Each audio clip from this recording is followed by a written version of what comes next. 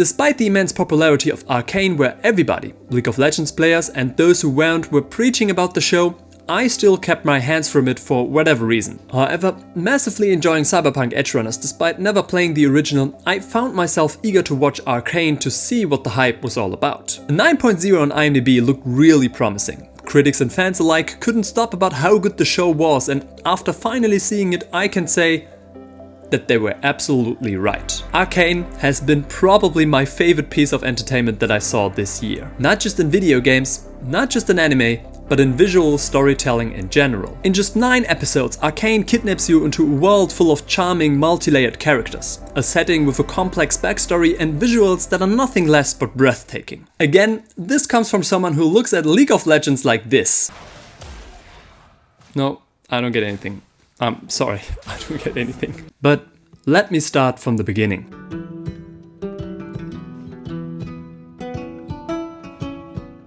Piltover is the thriving setting in which Arcane takes place, in a city that is filled with a backstory so rich it feels like you could go to the nearest library and read about it. Whereas the upper part of the city is defined by innovation, craftsmanship and forward thinking, Piltover's underground city Zaun sheds light on poverty, criminality and the constant wish to revolt against the elite. Having a weakness for steampunk games and especially steampunk cities, I immediately felt at home in the rich and alive environment Arcane presents to us. You can get a sense of the beauty of Piltover's small streets and amazing architecture just as much as Zaun's dirty and dangerous streets where substance abuse is ever so present. However, the world of Arcane is only as interesting as the characters that are placed in it, and Arcane has so many good characters. From the first second onwards, Arcane presents us with fascinating personalities that look like character tropes at first glance, but prove to be so much more. Vi could easily be the strong female trope that basically is a strong man sold as a female, but she shows early on that her strength does not come from the punches she likes to give,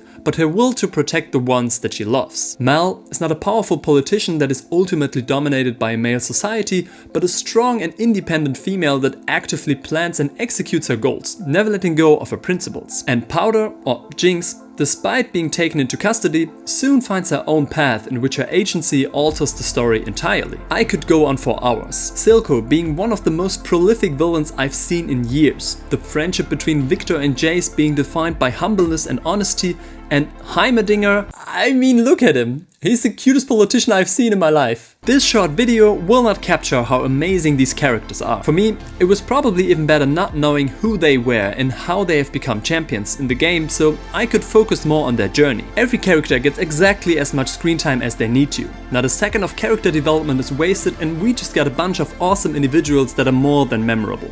Male and female. Actually, I don't want to reveal too much story-wise for the people who haven't watched it yet, but this show is clearly character-driven. If you like the characters, you will love the story.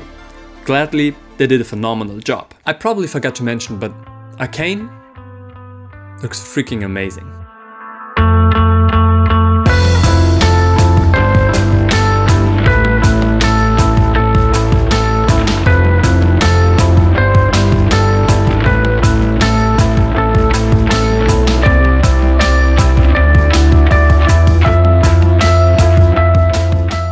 Thanks to Riot Games and the French studio Fortridge, we get one of the most astonishing looking shows in decades. Remember when Into the Spider-Verse turned the world upside down with its stellar animation? I was amazed when I saw this film on the big screen, and well, Arcane did the same thing for me here. This feels like one of the game's cutscenes, but stretched out for 9 episodes long. You can feel every punch Vi has to take, smell every corner of Zaun, and get disillusioned when Jinx has one of her psychological panic attacks. The look and feel of Arcane is different. It's charming, rough, stellar, blends in perfectly when it should be, and turns up heavily when it has to. The one thing that I probably find most interesting about Arcane is the unprecedented potential that lies in this franchise. Looking at what the world of League of Legends has to offer, Season 1 only scratched the surface of a far-reaching universe with equally interesting settings, tribes and stories. This could have the potential to be an animated MCU in which all of these stories, worlds and beliefs are clashing, creating even more mesmerizing stories that we have already experienced. I don't want to jinx anything, but the potential is massive here. I can't wait for another season of Arcane. Similar to Cyberpunk Edgerunners, this was a video game adaptation that I did not see coming. Arcane convinces in every aspect a good piece of entertainment has to be convincing. Storytelling, voiceover, character development, visuals, the soundtrack, the themes, and the pacing. Here, everything fits perfectly. I know what you think. But hey, I haven't played League of Legends yet. Is this really a show for me? Well, even if you are like me, yeah, I still don't get anything, I'm sorry. You don't have to have played 1 second of this game. You don't even have to like games. But if you like a damn well-written story, lovable characters, and a long-lasting experience, then you should watch this show. One comment that I read actually defines how good this show is. It doesn't look like Arcane is a show to get people interested in playing LoL. It looks like League of Legends is a game that was created out of this show. That is the highest praise one can give Arcane, and it is damn well justified. So, was the hype for Arcane deserved? Hell yes. What is this?